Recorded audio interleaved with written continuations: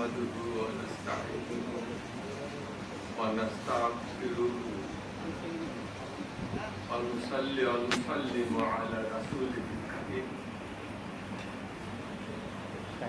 وعلى الله تعالى مخبرا وامرا يصلون على النبي يا أيها الذين آمنوا صلوا عليه وسلموا تسليما اللهم صل على سيدنا مولانا محمد وعلى آل سيدنا مولانا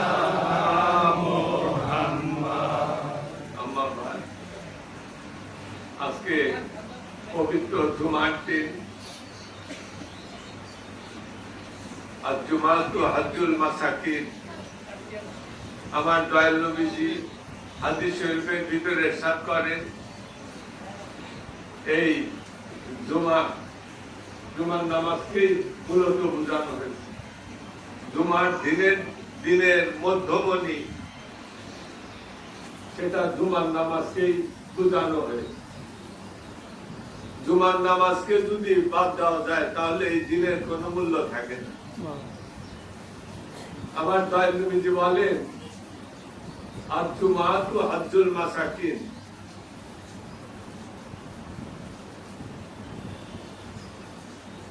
এই জুমার নামাজ আমার উম্মতের ভিতরে কিয়ামত পর্যন্ত যারা গরিব থাকবে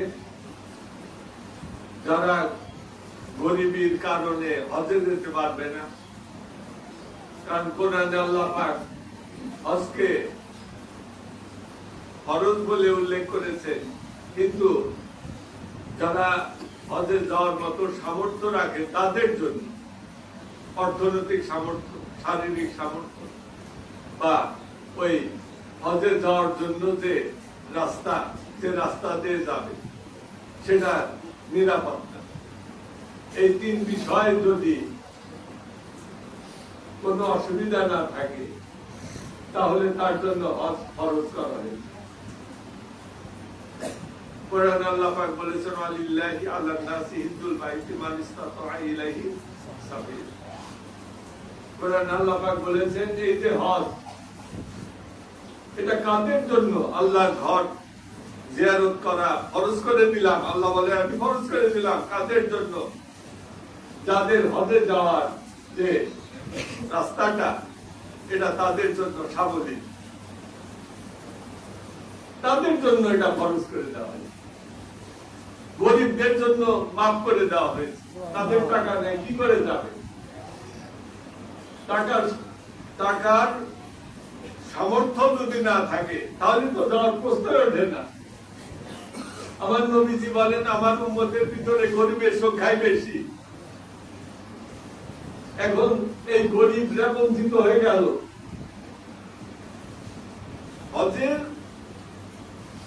কেউ যদি হজ উদযাপন করে আল্লাহ পাক যদি তার হজটা কবুল করে নেন সকলের হজই তো কবুল হয় না সকলের হজ কি কবুল হয় সকলের নামাজ কি কবুল হয় না ইবাদত বন্দেগী যাই বলো না কেন কোন ইবাদত বন্দেগী আল্লাহর দরবারে কবুল হয় না যতক্ষণ পর্যন্ত হাদিস শরীফে আমার দয়াল নবীজি বলেছেন যতক্ষণ পর্যন্ত ওই আবেদ ব্যক্তি তার কলবকে তার দেহের সঙ্গে না মিশাবে ইবাদতে যখন দাঁড়াবে নামাজে দাঁড়াবে বা রোজার জন্য সে ওই ইবাদতের ভিতরে শামিল হয়ে যাবে ওই অবস্থাটুকু তার কি করতে হবে তার কলবকে তার শরীরের সঙ্গে মিশিয়ে নিতে হবে যাকে হাদিস শরীফের অন্য বর্ণনায় বলা হয়েছে যে এটা হচ্ছে হুজুরি কাল কালকে তোমার হাজির রাখতে হবে তোমার মধ্যে হাজির রাখতে হবে এটা বাইরের দিকে বিস্তৃত করে দেওয়া যাবে না, ভিতরে রাখতে হবে। হাদিস শরীফ আমার দয়াল নবীজি বলেন, আল্লাহ পাক তার কোন আবেদ বান্দারই কোন ইবাদতই কবুল করেন না। লা ইয়াকবালু লাহু মিন আবদিন আমালান হাত্তা ইয়াসাদা কলবাহু মা বাদানিহি। সহিহ হাদিস, যেখানে আমার নবীজি বলেন আল্লাহ পাক তার আবেদ বান্দার কোন ইবাদতই কবুল করেন, সেটা নামাজ হোক, রোজা হোক, হজ হোক, যাকাত হোক। আমরা মুসলমানরা পরস্পর সালাম বিনিময় করি, এটাও তো ইবাদত। জাকেররা যে রাস্তা দিয়ে হাঁটার সময় সে দুনিয়ার কাজে, দুনিয়াদারি কাজে বাজারে যাচ্ছে, ওই অবস্থায় তার তো অজু নাই, অজু তো নাই, সে অজুহীন অবস্থায় যাচ্ছে, কিন্তু তার কাল্পের ভিতরে আল্লাহ আল্লাহ আল্লাহ জিকির আছে, জিকির করে যাচ্ছে। তাহলে এই যে জিকিরটা তার কাল্পের ভিতরে করতেছে প্রতি দমে দমে, এটাও আল্লাহর একটা ইবাদত এবং শ্রেষ্ঠ ইবাদত। সুতরাং শুধু নামাজ, রোজা, হজ, যাকাত এই চারটাই ফরজ, ফরজে আইন, কিন্তু এছাড়াও অন্যান্য ওগুলো ইবাদত, অনেক ইবাদত। মুমিনের আমরা যে খাদ্য খাই, সেখানে যদি শরীয়তের যে তরিকা সেভাবে আমরা খাই, সেটাও তো ইবাদত। হাদিস শরীফে আমার দয়াল নবীজি বলেন, তোমরা দস্তরখানা বিছাও, লাল দস্তরখানা, ওই লাল দস্তরখানা বিছিয়ে খাও। দিনের ভিতরে যদি তুমি 3 বার খাও এবং খাওয়ার সময়টাকে আল্লাহর স্মরণে রেখে খাও, তোমার কলবকে তোমার দেহের সঙ্গে মিশাও এবং সেভাবে খাও, তাহলে প্রতিবার এই যে দস্তরখানায় তুমি খাবে, প্রত্যেক খাওয়াটাই আল্লাহ পাক তোমার জন্য একটা উমরা হজ হিসাবে কবুল করেন। সুবহানাল্লাহ, সুবহানাল্লাহ। এগুলোতে ভালো। তুমি তোমার বাবা মার দিকে যদি নেক দৃষ্টিতে তাকাও, নেক দৃষ্টিতে তাকালে তোমার বাবা মা তার দিকে, তাদের দিকে নেক দৃষ্টিতে যদি তুমি তাকাও, তাহলে তোমার আমলনামায় একটা কবুল হজের সব লেখা। সুবহানাল্লাহ। সাহাবায়ে কিরাম বলতেন যে ইয়া রাসূলুল্লাহ, আমরা যদি এভাবে দিনের ভিতরে 100 বার থাকি, সাহাবায়ে কিরাম যদি এভাবে খুঁটে খুঁটে না জিজ্ঞাসা করতেন, তাহলে আমরা এটা জানতে পারতাম না। আমরা তাদের কাছে দিয়ে দিলাম, সাহাবায়ে কিরামদের কাছে।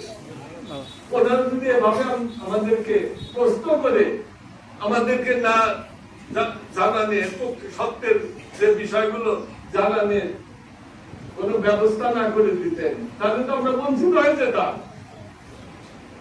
এভাবে তারা প্রশ্ন করতেন, একবারে খুঁটে খুঁটে প্রশ্ন করতেন, ইয়া রাসূলুল্লাহ, যদি আমরা এভাবে যেভাবে বললেন যে নেক দৃষ্টিতে, মহব্বতের দৃষ্টিতে, শ্রদ্ধার দৃষ্টিতে যদি আমরা আমাদের বাবা মার দিকে দিনের ভিতরে 100 বার থাকে, তখন আমার নবীজি বললেন, তোমার আমলনামায় আল্লাহ পাক 100টা কবুল হজের সব লিখে দেবে।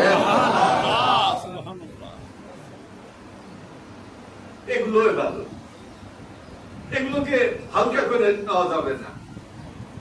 তুমি শুধু হালকা, তুমি মনে করতেছে ওই নামাজ, রোজা, হজ, যাকাত এগুলোতে বলা হয়েছে ফরজে আইন, এটাই ইবাদত, আর কোন ইবাদত না। এই যে বললাম, এগুলো ইবাদত। রাস্তা দিয়ে হেঁটে জেকেরের সাথে যাচ্ছে, তরিকার নিয়মে কাজ আমরা যে জেকের করি, কোন দিকে খেয়াল থাকে? কাজের দিকে। এদিকে খেয়াল করে তুমি যদি জেকের করো, যে কোনো কাজ করো, তোমার দুনিয়াদারি কাজ হলেও ওটা আল্লাহর দরবারে ইবাদত হিসাবে কবুল হবে। সুবহানাল্লাহ। এগুলো প্রত্যেকটা ইবাদত। কিন্তু তুমি করো, স্বাভাবিকভাবে তুমি করো, তোমার কলবের সঙ্গে দেহের কোনো মিল নাই, কলবের সঙ্গে মনের কোনো সংযুক্তি নাই, ওভাবে করলে কোনোই লাভ হবে না, কোনোই লাভ নাই, একটা বিন্দু পরিমাণ লাভ নাই, বরং ক্ষতি। এই যে আমরা নামাজে আসছি আজকে জুমার নামাজ, আমার নবীজি বলেন এই নামাজটা একটা গরিব ব্যক্তি যদি পড়ে সে তো হজ যেতে পারবে না, কিন্তু এই নামাজ যদি জুমার নামাজটা যদি পড়ে আল্লাহ পাক তার আমল নামায় একটা মাবরুর হজ লিখে দেবে। মাবরুর হজটা কি? কবুল হজ। আল্লাহ পাক কবুল করে নিয়েছেন এই ধরনের হজ, সকল হজ তো কবুল করেন না। এখন কবুল হজ কিভাবে হবে? আমার নবীজি বলছেন যে তোমরা তোমার কাউকে এর সঙ্গে মিশায় নেন। তরিকতের শিক্ষা আমাদের যে ইয়ে আছে, মোকামগুলো আছে, সবক আছে, আব্বাজান বলছেন যে এই যে দেহের সঙ্গে তুমি কাল্পকে কেমন করে মিশাবে, দেহের সঙ্গে কাল্পে দেহের সঙ্গে তোমার এই কালকে কেমন করে মিশাবে, এটা কিভাবে সম্ভব?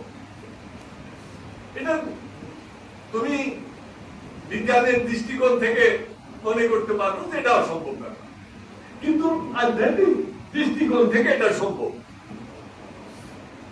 আব্বাজান বলে আমার তরিকার একটা সবক আছে, সেটা হচ্ছে হাইতে হাদানি, হাইতে হাদানি সর্বশরীরের জেকের। এই সর্বশরীরের জেকের এটা আল্লাহ পাক কোরআনের ভিতরে নির্দেশ দান করছে যে তোমাদের সর্বশরীরে আল্লাহর জিকির হবে, যেটাকে তরিকার ভাষায় বলা হয় হায়াতে হাদানি। এই হায়াতে হাদানি যে সবক দেওয়া হয়, সেটা যদি তুমি রপ্ত করতে পারো তাহলে তোমার সেই মোকামটা হাসিল হয়ে যাবে যে কাল্পকে তোমার সমস্ত দেহের সঙ্গে মিশিয়ে নিতে তুমি পারছো। কিন্তু তরিকার ওই মোকাম পর্যন্ত যেতে হবে, এটা তো তরিকার শিক্ষা। তুমি ক্লাস 1, 2, 3, 4, 5, 6, 7, 8, 9, 10 এরপরে আরো উচ্চ শিক্ষার দিকে চলে যাও, ইন্টারমিডিয়েট, তারপরে ব্যাচেলর, তারপরে মাস্টার্সে যাও। একবারে কি লাভ দিয়ে তুমি উপরে উঠতে পারবে না। এই জন্য তরিকার যে শিক্ষা ব্যবস্থা সেখানে তুমি শুরু করো, প্রথম শ্রেণী, দ্বিতীয় শ্রেণী, এভাবে উঠতে হবে তোমাকে, একভাবে উঠতে পারবে না। দয়াল নবীজি তিনি কি এক ইয়েতেই একবারে পৃথিবী থেকে দয়াল নবীজির যে আশাল মহল্লা সেখানে পুষে গেছিলেন, স্টেপ নাই। মেরাজ শব্দের অর্থ সিঁড়ি, সিঁড়ি কি এরকম থাকে না, স্টেপ থাকে, ওই স্টেপ ভাবে এক স্টেপ অতিক্রম করে আর এক স্টেপে গেছে। সেটাই আমাদের শিক্ষা, তরিকার শিক্ষা নথিবাই পাম রূপ সাত সেট কফি আফান্দাম। এরপর উঠতে থাকো, হালতে হালতে সুলতানুল আসকার, তারপর তুমি দায়রার মোকামে যাও। এখানে হালতে হালতে গুরুত্বপূর্ণ। আবার নবীজি বলছেন এই মোকাম যদি তুমি হাসিল না করা পারো তাহলে তোমার কোনো ইবাদত বন্দেগী হবে না। এই সব শিক্ষা হচ্ছে তরিকার শিক্ষা। এখানে কোনো মাদ্রাসায় পাবে না, কোনো স্কুলে না, কোথাও না। এটা আধ্যাত্মিক শিক্ষার বিষয়। এখন তুমি হাইটা হাতারি পর্যন্ত যাইতে হলে প্রথমে তোমাকে 6 লতিবা, প্রথম কয় লতিবা 6 লতিবা, তারপরে 4, মোট 10। এই 10টা লতিবা তোমাকে আইসা দিতে হবে, তারপরে তোমাকে যেতে হবে ওই হাইটা হাতারি সর্বশরী। আমার নবীজি বলেন যে বান্দার কোন ইবাদতকে আল্লাহ কবুল করেন। দেখো কত গভীর কথা। লা ইয়াকবালুল্লাহু মিন আবদিন আমালান হাত্তা ইয়াসআদা কলবাহু মা বাদানিহি। কোন ইবাদতকে কবুল করেন না যতক্ষণ পর্যন্ত ওই বান্দা তার কলবকে তার দেহের সঙ্গে মিশাতে না পারে। এইটাকে আমাদের তরিকার ভাষায় বলা হয় এস্তেলা কি বলা হয়? এস্তেলা ভাষা মানে তোমার টেকনিক্যাল ওয়ার্ড, তরিকতের ভাষা আর আবিধানিক ভাষার ভিতরে কিছু পার্থক্য হয়ে যায়। যেমন বলা হয় ওরস শরীফ, অভিধানে ওরস শরীফের কি অর্থ, হাকিকি অর্থ ওটা, আর মাজাজি নকলি অর্থ কি ওটা বুঝতে হবে, তাহলে তুমি মিলাতে পারবে না, মিলান কঠিন আছে। ওরস শব্দের অর্থ হচ্ছে বাসর ঘর, বরকনের মিলনের যে বাসর ঘর সেটা, অলিমা খানা ওই দিকে যায়, কিন্তু এখানে তো অন্য দিকে। এর মানে আমার দয়াল নবী যে মানেটাকে ঘুরিয়ে দিয়েছেন, মানকুলে শরী বলা হয়, মানকুলে শরী হাদিস দ্বারা ওই অর্থটাকে ঘুরিয়ে দিয়েছেন যে এখানে ওরস দ্বারা তোমরা যে দুনিয়ার আবিধানিক অর্থ বুঝে দেখো যে ওরস দ্বারা বুঝায় যে বরকনের মিলনের যে বাসর ঘর বা অলিমা খানা এগুলো বুঝায়, এটা আবিধানিক অর্থ। আমার নবীজি এটাকে ঘুরিয়ে দিলেন, আবিধানিক অর্থকে তিনি মানকুলের শাড়ি নকল করে অন্যদিকে নিয়ে গেলেন। তিনি বললেন যে না, ওরস শব্দের অর্থ হচ্ছে এখানে প্রকৃত হাকিকি অর্থটা হচ্ছে তাৎপর্যগত অর্থ, মূল অর্থ আবিধানিক অর্থকে পরিবর্তন করে বললেন যে আল্লাহর অলিগণ যে ইন্তেকাল করেন তাদের ইন্তেকালটা হয় ওই রকম যে আল্লাহর সঙ্গে তাদের মিলন হয়। ইয়ামুল বেসাল, ইয়ামুল বেসাল মিলনের যে দিন, কার সঙ্গে মিলন? আল্লাহর সঙ্গে মিলন, ওটাকে তিনি বাসর ঘর বলে উল্লেখ করলেন। ওইভাবে ঘুরে গেল ওরস শব্দের অর্থ। আগে ছিল আবিধানিক অর্থে বাসর ঘর, অলিমা খানা, আর ওটা ঘুরে গেল আধ্যাত্মিক অর্থে। নবীজি ঘুরাই দিলেন, এজন্য বলা হয় এটা মানকুলে শাদী, মানকুলে শাদী। নুম কাউনা মাতাল আরুসিল্লাজি, নুম কাউনা মাতাল কাওয়ান নবী সাল্লাল্লাহু আলাইহি ওয়াসাল্লাম, নুম কাউনা মাতাল উরুসিল্লাজি বলা হচ্ছে যে আমার নবীজি একজন সাহাবীর কবরের পাশে গেলেন, তার কবরের পাশে দাঁড়িয়ে তিনি বললেন, নুম ঘুমাও কাউনা মাতিল উরুস, বর কনে যেরকম বাসরের রাত্রে ঘুমায়। তাহলে তিনি ঘুরাই দিলেন পুরো শব্দের অর্থটা, আধ্যাত্মিক অর্থে ঘুরাই দিলেন যে তুমি বাসর ঘরে ঘুরাও, ঘুমাও যেমন বর কনে বাসর ঘরে ঘুমাও। নুম কাউনা মাতাল উরুস, এখান থেকে অনুষ্ঠান তো আল্লাহর ওলিদের ইন্তেকালের যে অনুষ্ঠানকে বোঝানো হয়ে থাকে। এখন তোমাদের এই সারা শরীরটাকে তো কালবের সঙ্গে মিশাতে হবে, যদি না মিশাও, ওই পর্যন্ত না যেতে পারো, তাহলে তো মিশাতে পারবে না। তারপরেও আছে যে তুমি তরিকত শিক্ষা করার জন্য তরিকতের যে বিদ্যালয়, তরিকতের যে মাদ্রাসা, সেই মাদ্রাসার ভর্তি হয়ে গেছো, ক্লাস অনেক থাকো আর তুলতেই থাকো, ওই 10 পর্যন্ত উঠতে পারো নাই, এটা তোমার উঠতে পারো নাই, হয়তো ফেল করছো, উঠতে পারো নাই, কিন্তু তুমি তো ওই স্কুলের ছাত্র হয়ে গেছো, ওই মাদ্রাসার ছাত্র হয়ে গেছো, এই জন্য তোমার জন্য মাপ আছে। আল্লাহ পাক কোরআনের ভিতরে বলছেন সাবধান, সাবধান, এগুলো যদি ব্যতিক্রম করো, তুমি যদি হুজুরি কালবে নামাজ না পড়ো, নামাজের ভিতরে যদি তোমার 2টা ত্রুটি থাকে, তাহলে তোমার কিন্তু সর্বনাশ হবে। আল্লাহ পাক ঘুষিয়ে দিলেন যে নামাজের ভিতরে কিছুতেই তোমার ভিতরে 2টা বিষ থাকতে পারবে না। যদি এই 2টা বিষ তোমার নামাজের ভিতরে থাকে, তোমার নামাজের মৃত্যু হবে। আর তুমি তোমার নামাজকে হত্যা করবে। আর তুমি তোমার নামাজকে হত্যা করার জন্য তোমার শাস্তি হবে। কারণ কতল করা, একটা মানুষকে কতল করার শাস্তি হচ্ছে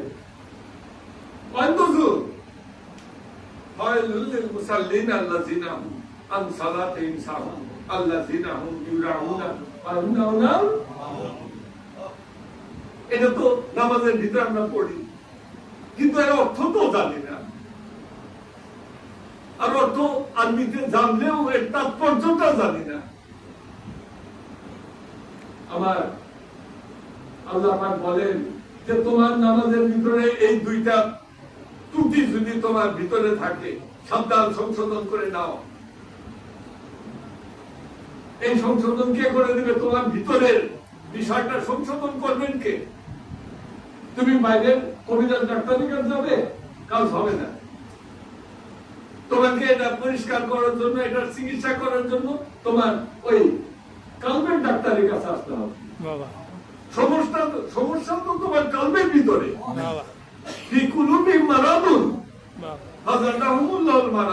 ওই কালবের ভিতরে তো তোমার সমস্যা। চিকিৎসা তো তোমার কালবের ভিতরে করতে হবে। তোমার শরীরের অপবিত্রতা তুমি ওযু করে, গোসল করে পাক করতে পারো, কিন্তু তোমার কালবের ভিতরে যে অপবিত্রতা, ওটা পাক করবে কি করে? ওটা কি তুমি গোসল করে দুনিয়ার সমুদ্রের পানি দিয়ে, সব সমুদ্রের পানি দিয়ে গোসল করে পাক হতে পারবে? পারবে না। তোমাকে থেকে পাক হওয়ার জন্য তোমাকে একটা উপায়, সেটা হচ্ছে তোমার কালবের চিকিৎসা করতে হবে। কালবের ভিতরে কি করে গোসল করা যায়? কালবকে তুমি কি করে গোসল করো? কালবের ভিতরে তোমার যে অপবিত্রতা, ওগুলাকে তুমি কি করে ধৌত করবে? এই যে পদ্ধতি, শিক্ষাটা, এটাই তরিকতের শিক্ষা। এজন্য আমার দয়াল নবীজি বলেন, কোন ব্যক্তি যদি হজ করে এবং সে সেভাবে করে, তার কালবের ভিতরে কি থাকবে না? দুইটা ত্রুটি। একটা হচ্ছে আল্লাহ পাক বলতেছেন, একটা হচ্ছে সাহুন রিয়াউন। সাহুন ওয়া রিয়াউন। সাহুনটা কি? সাহুন হচ্ছে অমনোযোগিতা। অমনোযোগিতা মানে বেহুজুরি, তুমি নামাজ পড়তেছ। হুজুরি কালবে নামাজ পড়ার কথা শিক্ষা দেন না। এটা তো কোরআনের শিক্ষা। তোমার তো অমনোযোগী, নামাজের ভিতরে অমনোযোগী হওয়া যাবে না, কিছুতেই যাবে না। তোমাকে রিয়াউন, এই লোক দেখানোর ভণ্ডামিও থাকতে পারবে না তোমার ভিতরে। এই দুইটা থেকে যদি তুমি তোমার কাউকে মুক্ত না করতে পারো, ওইভাবে যদি তুমি নামাজ পড়ো, আল্লাহ বলেন হুঁশিয়ার, হয় নুরুল মুসাল্লিন আল্লাহ, ওই সব মুসল্লিদের জন্য বিপদ। তুমি নামাজ পড়লে সারা জীবন কপালে দাগ ফেলে দিতে কালো না, লাভ হচ্ছে কি? তোমার কালবকে পরিষ্কার না করে ওই বাহ্যিক কপালে দাগ ফেলায় কোনো লাভ হবে না। তোমার কালবকে পরিষ্কার, এটা হচ্ছে তরিকার মূল শিক্ষা, মৌলিক শিক্ষা। তোমাকে কি করতে হবে? পরিষ্কার করতে হবে ভিতর, এবং সেভাবে তোমাকে সব কাজ কাম তরিকার নিয়মে করতে হবে। দেখে মুরাকাবা, এগুলা কিন্তু তরিকার শিক্ষা। এইসব রিয়াজত সাধনা শিক্ষা না করলে কিছুতেই কিছু হবে না। আমি বারবার বলি যে তোমরা চর্চা করো, চর্চা। একটু আগে আমি বলতাম, কয়েক বছর আগে থেকে একটা মনের ভিতরে আসছে, শিক্ষা দাও। এখন তো বঞ্চিত হয়ে যাইতেছে। কি শিক্ষা? যে কাশফুল কবি, কাশপে কুনি, আত্মজ্ঞানে কাশ পাস, এই কাশ পাওয়ার কাশটি চর্চা নেই, তাহলে বঞ্চিত হয়ে যাইতেছে না, হইতেছে। তারা বলেন যে শিক্ষা দাও। 1000-এর জন্য 1000 খাজা বলে বলছেন, বাবা এই আখেরি জামানায় 1 লক্ষের ভিতরে একজন উনি সঠিক কাল বোঝেন না একজন পাইতে পারে। 1 লক্ষ বা 1000 বা 1 লক্ষ, ওই হিসাবে তো শততমিক হিসাবে তো পাত্তাই নাই। 100 জনের ভিতরে 1 জন 2 জন, এত হিসাবে আসে না। খাজা বাবা বলে গেছেন, হাজারের ভিতরে তো একজন করাইছে না। তারপরেও শিক্ষা দেওয়া লাগবে না? যদি শিক্ষা না দেওয়া হয় তাহলে আর এক ঝামেলা আছে না? তুমি দায়িত্ব নিয়েছো শিক্ষা দেওয়ার, আর তুমি শিক্ষা দাও না, নামের আগে লিখছো যে শিক্ষা দিচ্ছ না, তাহলে কি হলো? শিক্ষা তো দেওয়া লাগবো। এখন তোমার দেখো, তোমার বাড়ির সামনে তোমার বাবা মার খবর দিছো, খুব সুন্দর কেমন দিনের মধ্যে 100 বার 100 দেওয়া করো, কিন্তু একদিনও দাঁড়াও না, জিয়ারত করো। জিয়ারত করো তরিকার ইসলামের নিয়মে দাঁড়ায় থেকে আসসালামু আলাইকুম আহলান কবুল মিনাল মুসলিমিন মুসলিমিন চলে গেছে। ওটা এক ধরনের শরীয়তের নিয়ম। কিন্তু তরিকতে যে তুমি তোমার বাবা মার জিয়ারত করবা, তোমার পীর ভাইদের জিয়ারত করবা, আল্লাহর ওলিদের জিয়ারত করবা, সেটা তরিকতের যে শিক্ষা নিয়ম, সেটা একটা ব্যতিক্রম না? তুমি ওইভাবে দাঁড়ায় চলে যেত, সব চলে যেতেছ, আর একটু ঘুরে আসসালামু আলাইকুম মিনাল মুসলিমিন মুসলিমিন এই কয়ে চলে গেল। হ্যাঁ, আমার কথা হয়েছে, কিন্তু এটা কিন্তু তরিকতের নিয়মের হয় নাই। এখন তরিকতের নিয়মটা শিখতে হবে। তোমার মার কবর তোমার বাড়ির পাশেই, সেখানে বসো, তরিকতের নিয়মে বসো। সারাদিন না পরে একটা নির্দিষ্ট সময় রাত্রেই বসো এসার নামাজের পয়সা কিভাবে করবা? একটা ডিজিট, 1 ডিজিট, 2 ডিজিট, এইভাবে তুমি ওখানে পয়সা মোনাকাবা করার সময় একটা যে কেউ করো, তাহলে তোমার কালবে ওই যে বাধাটা ওটা দূর হয়ে যাবে, আস্তে আস্তে দূর হয়, তোমার কাশফুল কবুল হাসিল হবে। তবে আমি বলবো না যে 100 জনের জন্য 100 জনই হবে না। দেখুন, 100 জনের মধ্যে একজন যদি হয় তাও তো স্বার্থ। আমাদের যে তরিকতের যে শিক্ষা প্রতিষ্ঠান বা মাদ্রাসা, ওই মাদ্রাসাতে একটা ছাত্র পাস করা পারলো না, এটা একটা দুর্নাম না? একজন তো পাস করা লাগবে। আমি শিক্ষাতে যে আল্লাহ নবীদের কাছে মাজার শরীফে বসা লাগবে না? লাগবে। অনেক দলিল কথা বলবে, আজকেও রাতেও আলোচনা হবে, কালকেও হবে, শুনবেন আপনারা, কান পেতে শুনবেন। হয়তো আমি ব্যস্ত থাকবো, দোয়ায় শরীর খাবো, দোয়ায় থাকবো, কিন্তু এই বিস্তারিত কথা আমি চাই যে ওই মঞ্চে এগুলো আলোচনা হোক, এবং এটা আমি দায়িত্ব দেবো মেজ বাবা, যে মঞ্চ পরিচালনা করবো, বসবো এবং নিজে গাইড দিব এবং সকলকে দিয়ে এটা বলে একদম থেকে বুঝাতে হবে। তাহলে তোমরা বঞ্চিত হইব না, শিক্ষার থেকে বঞ্চিত হয়ে যাবে। কখন শিখতেছ না আল্লাহ নে, তাহলে বাসার এই অক্ষরটা সেন্টেন্স লেখবা কি করে? কখন জানো না, সেন্টেন্স লেখবা কি করে? কখন না চাই না তুমি সেন্টেন্স লিখতে পারবা না, একভাবে জানো না তুমি সেন্টেন্স লিখবার গেছো, সম্ভব? এই জন্য আমি বলছি যে করে বলছি, অনেকে বলছিলাম, একজন কাজ করছে কি বলছি যে তুই বস, আল্লাহ তুমি তরিকতপন্থী, যে এটা কিন্তু আলাদা ব্যাপার, কবলে যাবে, এবার তরিকতদের কাজ যাবে না, আমরা জালাল করবো, কিন্তু উল্টা হইব। ওখানে গিয়ে বসে মোরাকাবা, তরিকার নিয়ম মোরাকাবা আছে না? মোরাকাবা, আমাদের মোরাকাবার জন্য আমরা চোখ বন্ধ করি, আমাদের খেয়াল কোন দিকে যায়? কালবর দিকে যায় না? ওইভাবেই করবো। প্রথমে যখন কাল বন্ধ করে কবর তো সাধারণ অর্থ পাওয়া, আল্লাহ নবীদের কবর বলা হয় না, মাদ্রাসা বলা হয়, ওইভাবেই বসলাম। কদম, আল্লাহ নবীদের কদম দেওয়া লাগবে না, ওভাবে করতে হবে। ওই যে মোরাকাবার হালতে বৈশাখ পাবো 21 বার দিয়েছি সংখ্যা, 21 বার করতে হবে। এটা কিন্তু নির্ধারিত তরিকার যে নির্ধারিত সংখ্যা, 19 একটা নির্ধারিত সংখ্যা না? বিসমিল্লাহ শরীফের ভিতরে কয়টা অক্ষর? ওইভাবে সাজানো হয়েছে। আমাদের তরিকার যে ওজিফা গুলো ফাতিহা শরীফ করা হয়, এগুলা কি সব একই সংখ্যায় করা হয় না? আমরা যে ইস্তেগফার পড়ি, কয়বার পড়ি? এটা 8 বার পড়ি, 9 বার পড়ি না। তারপর সূরা ফাতিহা পড়ি কয়বার? 3 বার। ওটা 2 বার পড়লে এটা খতম করা, তার 2 বার পড়ি না কেন, 3 বার পড়ি। এই যা আছে ওইটাই পালন করতে হবে, যুক্তি পেয়ে যাবে না বাবা। যে সূরাতুল ফাতিহা তো নিসফুল কোরআন, এই হাদিসে ওখানে মিলাইবার যায় না। তোমাদেরকে যা বলা হয়েছে ওটা করো বাবা। তোমরা তোমার পীরের ইত্তেবা করবা না, বাবা, ইত্তেবা অনুসরণ।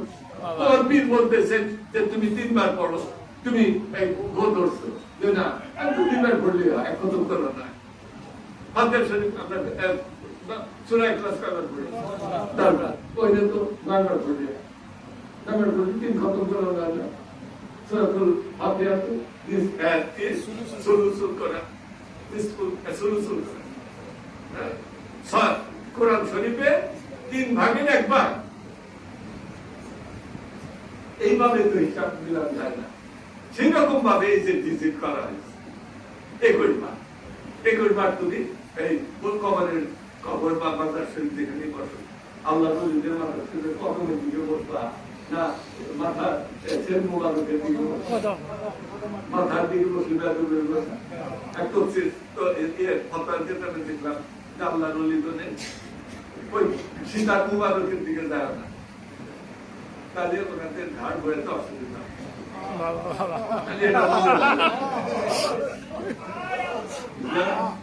তাহলে কত মোবারকে বসে কত মোবারক গেলে আপনার তুমি ওই খেয়াল তো ওই কালবো কালবো ছাড়া আমাদের উপায় আছে নাকি? না বাবা। ওই কালবের দিকে খেয়াল করে তুমি এবার বলো ইয়া রাব্বু ইয়া রাব্বু ইয়া রাব্বু। এরপরে আসমানের দিকে তাকাবো, আসমানের দিকে তাকাবো না, মাথার শান্তি সোজা আল্লাহর আদর, ওই দিকে তাকাও, তাকায় বলো ইয়া রূহ ইয়া রূহ ইয়া রূহ। আবার কালবের দিকে এসে খেয়াল করতেছো ইয়া রূহ ইয়া রূহ, কয়বার করে? আর ওই শব্দে আছে আল্লাহ রলির মহান মাজার, ওই দিকে খেয়াল করবা খুব বিনয়ের সাথে। তিক্ত ভাবে করবা না বিনয়ের সাথে করবা? বিনয়ের সাথে, মহব্বতের সাথে। ওই দিকে খেয়াল করে বলবা ইয়া রূহুর রুহি ইয়া রূহুর রুহি, কয়বার? এইটা একটা জিনিস, এইভাবে করতে থাকি, এইভাবে করো, তখন আস্তে আস্তে তোমার দিলে সাবান তোমার কাশফুল কবুল হয়ে যেত। আমি বলতেছি 100 জনের মধ্যে 100 জনই হবে, 5 জন 1 জন হয়তো যথেষ্ট মনে করি। হ্যাঁ, মাদ্রাসা পরীক্ষা, ফাইনাল পরীক্ষা একবারে সব ফেল করে ফাঁকা হয়ে যায়, এটা ঠিক না। তাই তোমরা এটা করো, রক্ত করো। এই বলছিলাম যে মাসুদ ও এক জায়গায় এই করছে, ওই জিয়ারত পাই গেছে। আমরা এভাবে তোমাদেরকে শিক্ষা দেব। তোমরা এখন মাথার শরীরে আসছো, আরো অনেক কথা অল্প সময়ের ভিতরে বলা যায় না, কিন্তু আমাদের নামাজ পড়তে হবে, অনেক সময় হয়ে গেছে। আমাদের ঝান্ডা তুলতে হবে, মেহেদি ঝান্ডা, হ্যাঁ, মুজাহিদিন নিশান, এটা তুলতে হবে।